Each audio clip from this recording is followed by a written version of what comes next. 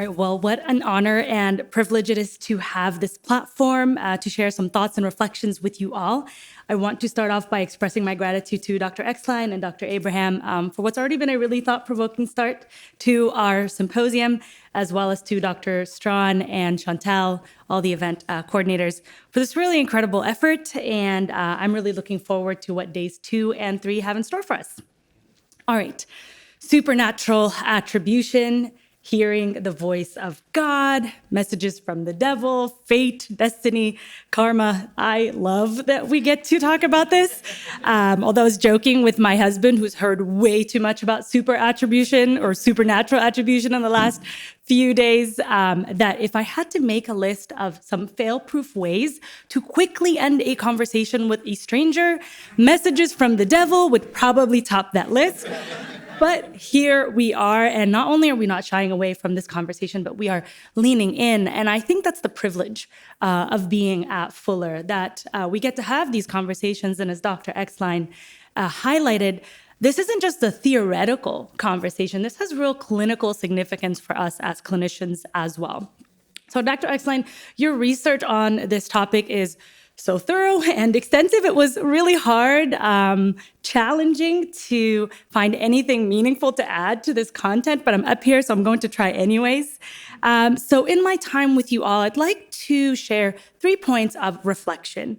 The first is I want to reiterate the importance of our own understanding and our own thought process when it comes to the supernatural, really our own journeys of that and my personal experience of that. Secondly, I want to share some considerations for how we can fluidly move between the 3 lenses that Dr. Exline outlined for us from a clinical perspective, using a really simple clinical case example.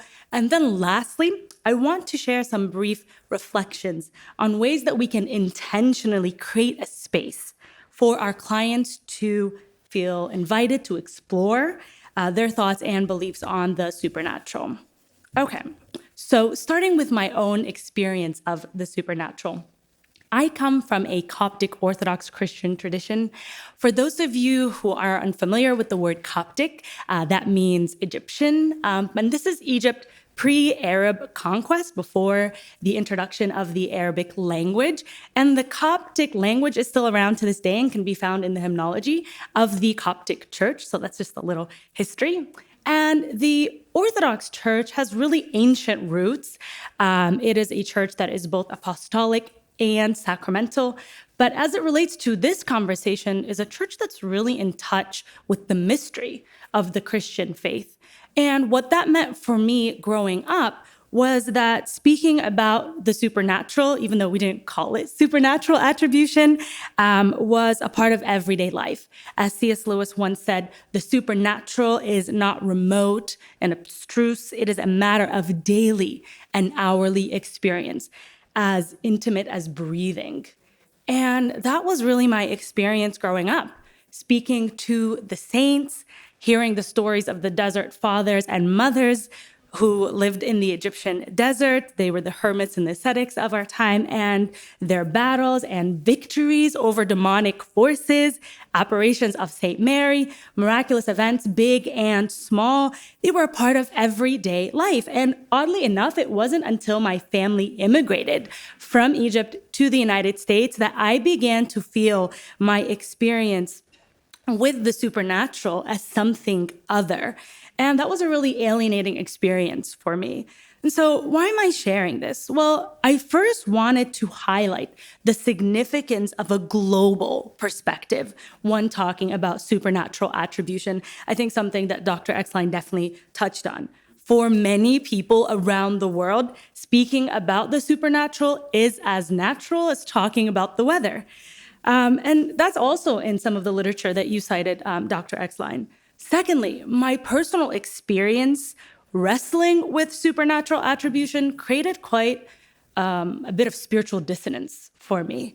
At that time, experiencing my beliefs as something foreign and alien created really a negative void where fears of judgment and rejection bred, unchecked.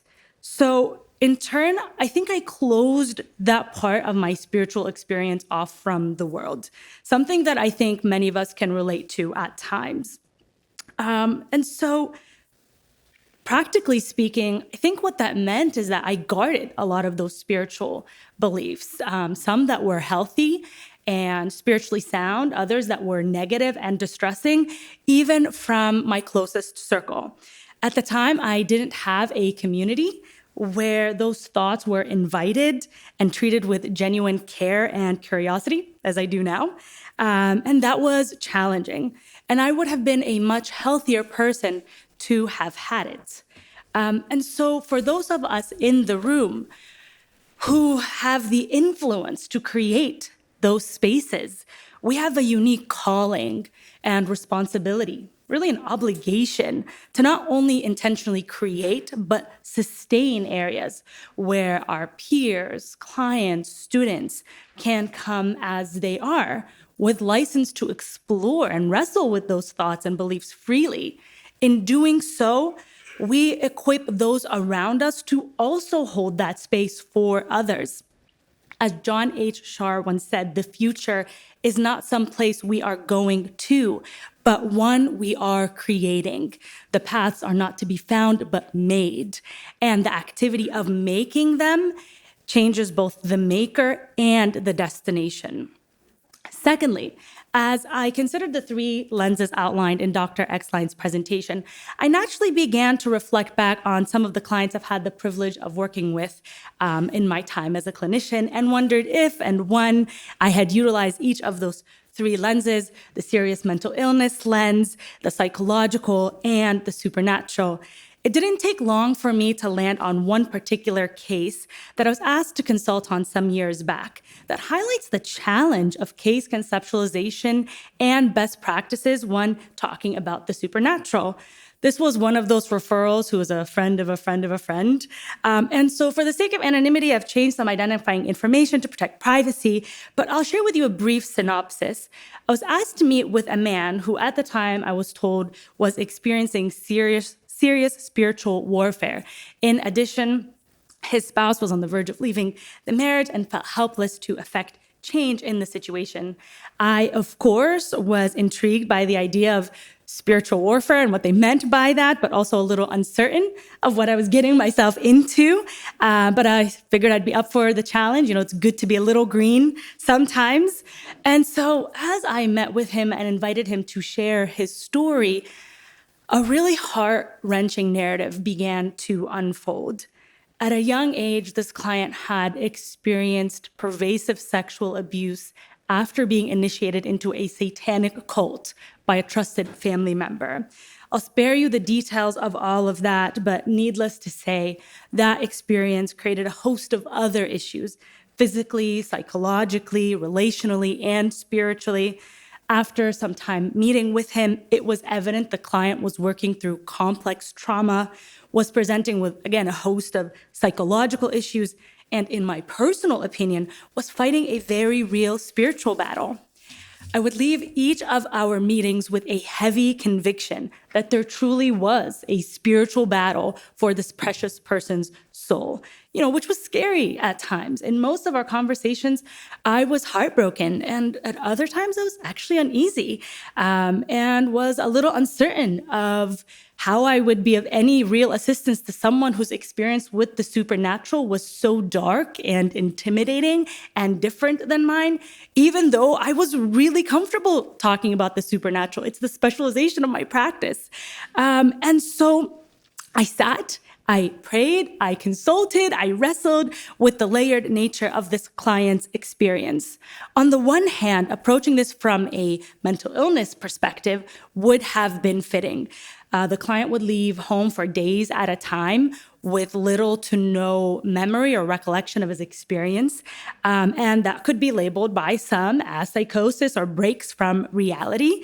And of course, shared that he had experienced, significant trauma in his formative years. So we could debate ideology there a bit, but the fact remained that there was real and debilitating mental illness, and we would have to take that into account. But even with that in mind, this lens would have been insufficient considering all this client had experienced, and even more importantly, what would be necessary to provide him with the holistic care that he desperately needed. Developing a case conceptualization through a psychological or psychotherapy lens would have also been fitting. The client had deep relational wounds, insecure attachment, and a host of other assaults on his psyche. He in turn developed some really serious maladaptive coping and behaviors. And the ripple effect of his trauma was, not seen just in him, but in his whole family. There was a lot of psychological scars there. And so to do any kind of healing work with this client, we would have to address those really real presenting concerns and address each of those wounds with appropriate interventions. So this psychological lens and adopting this is a really safe place for us to be clinically, therapeutically. It was for me. But even then, looking at it through this lens alone would not have been acknowledging the totality of this client's experience, especially from a spiritual perspective. So lastly, utilizing a supernatural lens would certainly fit the scope of the supernatural experiences that the client described having, particularly in the way that he would describe the demonic attacks that he experienced and the pull, as he would say, towards the occult. And by the time we had met, he had sought spiritual care through pastoral means and had the support of his faith community. And so acknowledging the spiritual facets of this client's experience was crucial to me. Personally, it was the lens through which I saw everything else. But even acknowledging just that alone would have been insufficient in treating the whole person. So we're seeing a pattern here. Okay, so lastly, as I was, really thinking about how was I experiencing this, back then, because I didn't have the language of all those three lenses, I think because of my training and even instinctively, I knew I had to acknowledge each of these realities through those various lenses. Even though I did it quite clumsily at times, I was still urged to consider the implications of adopting each lens as it related to meeting this client's need. Dr. Exline, I so appreciated that you highlighted both the advantages and disadvantages of adopting each of those lenses. It gives us the shared language to talk about all of this, but I think it's also a really important reminder for us to tread carefully as we wrestle with the very real issues that some of our clients bring to the table. And it is true that there is potential for serious harm if we're not careful.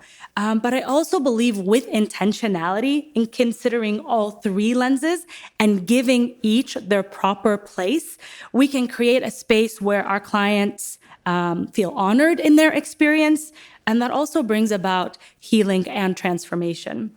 So in closing, I'd like to offer some language we can use in creating the room for curiosity and meaningful dialogue when it comes to the supernatural. I don't mean to be reductionist, but sometimes it really is as simple as giving our clients permission to share their experience of the spiritual or supernatural, what those beliefs are and what they mean to them, and how those beliefs have influenced their life or experiences without judgment. And the invitation to dig even deeper is just as simple. Tell me more. The truth is, our clients don't need us to share identical spiritual beliefs or values to honor that tension that we just described.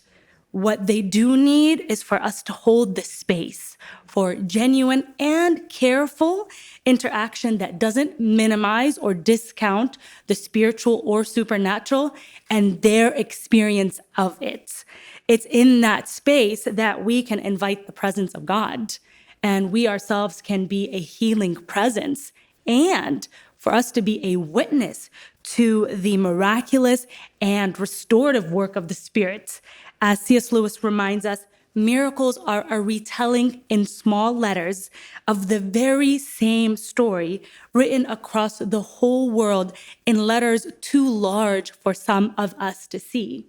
We, my friends, are in the business of the supernatural. We are in the business of the miraculous. And so I pray as we leave and reflect on this content, on the supernatural, that we would also invite the presence of God, the divine presence and revelation to really see those small letters all around us. Thank you.